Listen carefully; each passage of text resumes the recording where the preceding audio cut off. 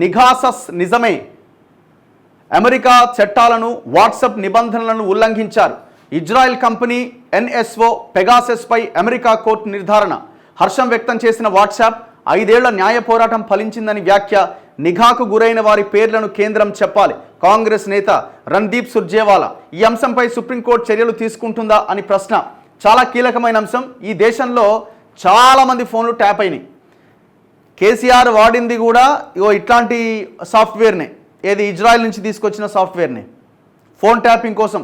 Phone ట్యాపింగ్ని అధికారులను పెట్టి డైరెక్ట్గా ట్యాప్ చేయడం ఒకటి, ఇట్లాంటి సాఫ్ట్వేర్ల ద్వారా వాట్సాప్ యొక్క వ్యవహారాన్ని వాళ్ళు మాట్లాడేదాన్ని కనుక్కోవడం ఇంకొకటి. సో ఇట్లా దేశంలో జరిగింది. దాన్ని కాంగ్రెస్ అడుగుతున్నది ఆ విషయాలన్నీ బయటపెట్టండి అని. అమెరికా కోర్టు నిర్ధారించింది. సో ఆ ఇజ్రాయెల్ కంపెనీ పాత్ర ఉన్నది.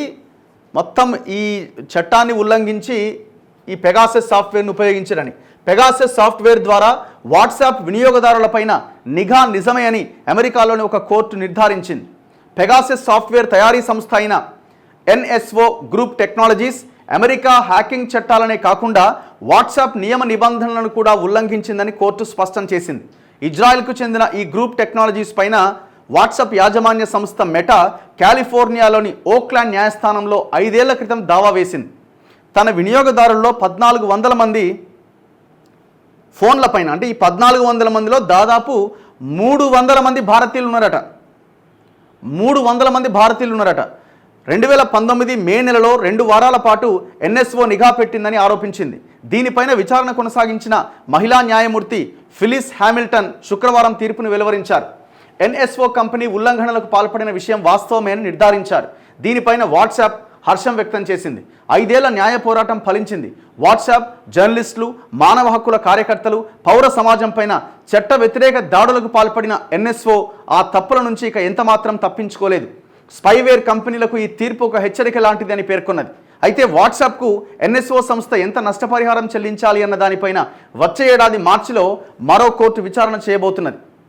వారి పేర్లను కూడా కేంద్రం వెల్లడించాలి. సుర్జేవాలా పెగాసస్ స్పైవేర్ను ఉపయోగించి 300 మంది భారతీయుల వాట్సాప్ నెంబర్లపై నిఘా పెట్టినట్లు అమెరికా కోర్టు నిర్ధారించిన నేపథ్యంలో కేంద్రానికి, సుప్రీంకోర్టుకు కాంగ్రెస్ ప్రధాన కార్యదర్శి రణ్దీప్ సుర్జేవాలా ఆదివారం పలు ప్రశ్నలు సంధించారు. నిఘాకు గురైన ఆ 300 మంది ఎవరన్న వివరాలను మోదీ సర్కార్ వెల్లడించాలని డిమాండ్ చేశారు.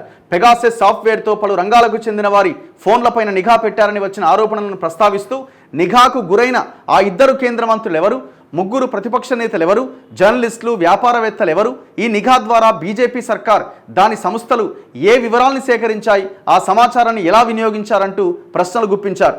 ఈ పనికి పాల్పడ్డ ప్రభుత్వ అధికారులపైన క్రిమినల్ కేసులు నమోదు చేస్తారా అని నిలదీశారు. పెగాసస్ స్పైవేర్పై 2021-22లో సాంకేతిక నిపుణుల కమిటీ సమర్పించిన నివేదికను సుప్రీంకోర్టు ఇకనైనా బహిరంగపరుస్తుందా అని రణ్దీప్ సుర్జేవాలా ప్రశ్నించారు.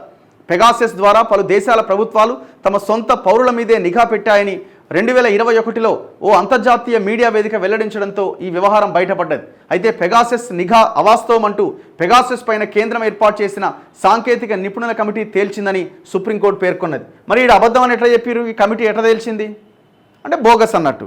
మరి అమెరికాలో ఉన్న కంపెనీ విచారణ చేసింది కదా.